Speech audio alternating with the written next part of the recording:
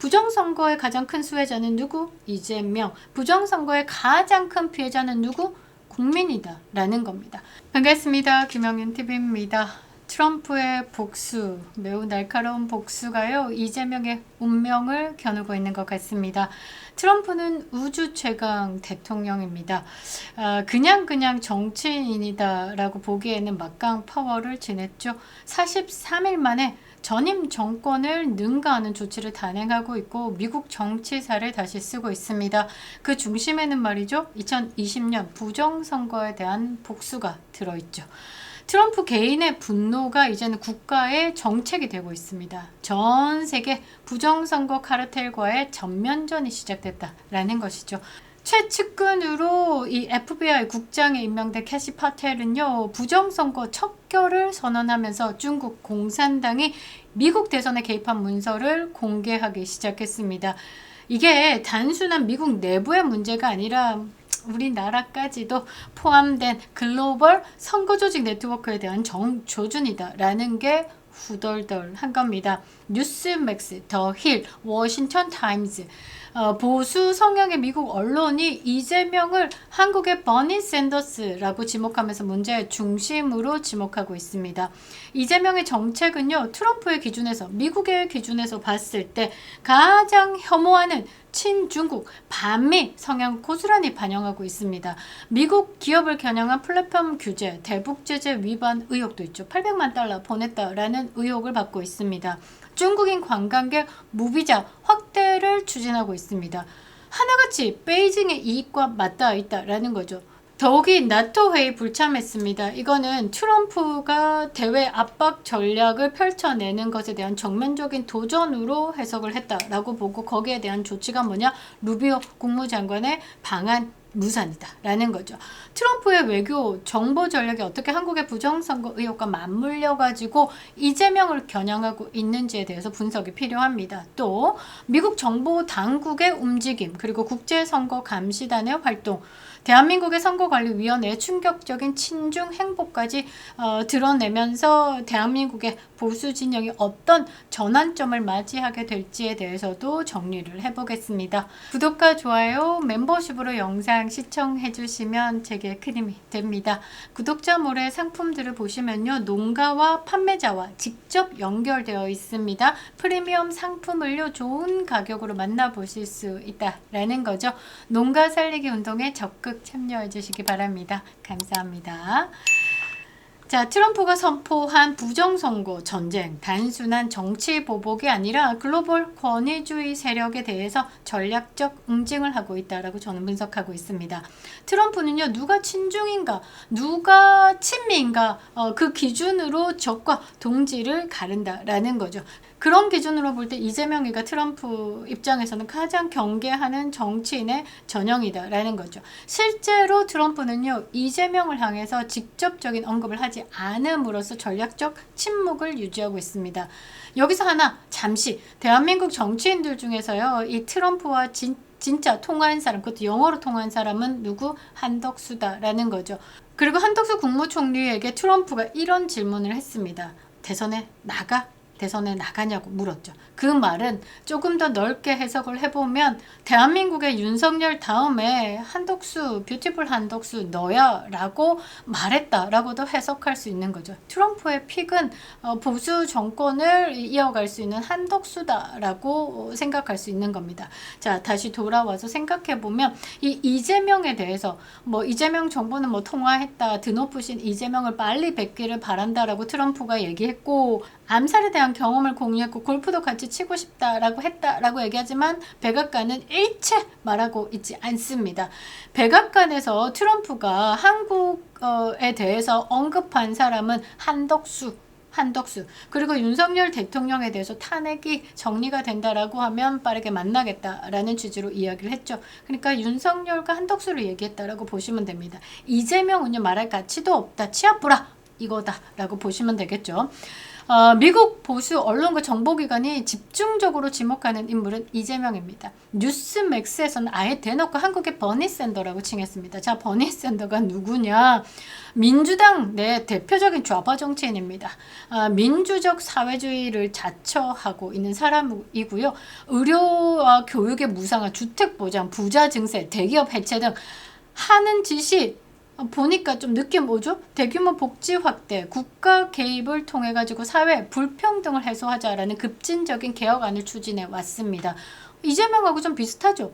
재벌 해체에 나는 목숨을 걸겠다.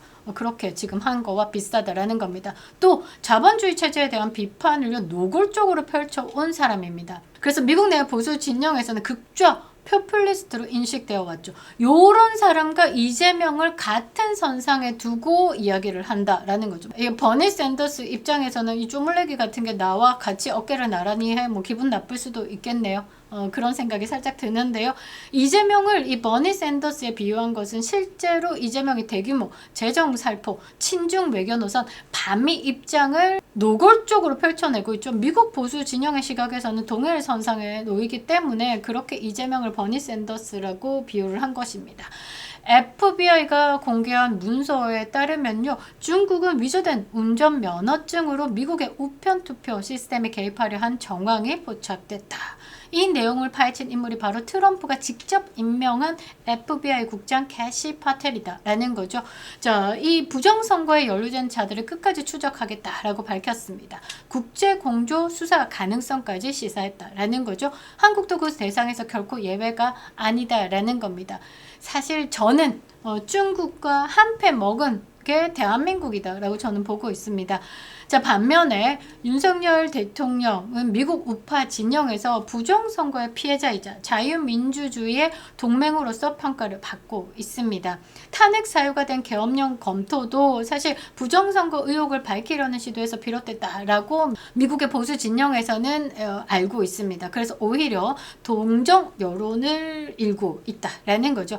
자, 그렇다면 대한민국의 선거관리위원회 어떻습니까? 중앙선관위 각종 의혹 제기에 대해서 반복적으로 문제없다, 부정선거 아니고 부실선거다라는 입장을 고수하고 있습니다.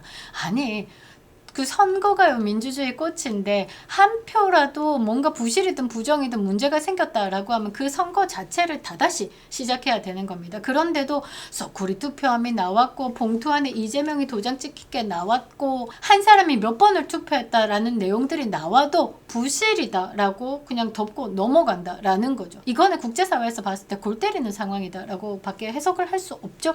그리고 A웹 등 통해 가지고 부정선거 기술을 해외로 수출하고 있다는 지적까지 받고 있습니다. 중앙선거관리위원회는요, 그냥 총체적인 난국이다라고 보시면 되겠죠. 가장 충격적인 사실은요, 2018년입니다. 선관위가 세금으로 제작한 유튜브 다큐멘터리에 중국의 킹메이커 왕후닝을 찬양했다라는 겁니다. 이 왕후닝은요, 이 시진핑 서열 4위로 생각하시면 되고, 시진핑이 전 세계 장학 프로그램 중에 돈으로 1대1로를 펼쳐가는데, 이 왕후닝은요, 돈이 아니라 음침하게 부정선거 세력으로 그들의 입맛에 맞는 친중의 인물들을 그 나라의 정책 지도자로 세우기 위해서 이 왕후닝이 뒤에서 움직인 사람이다라고 의혹을 받고 있습니다.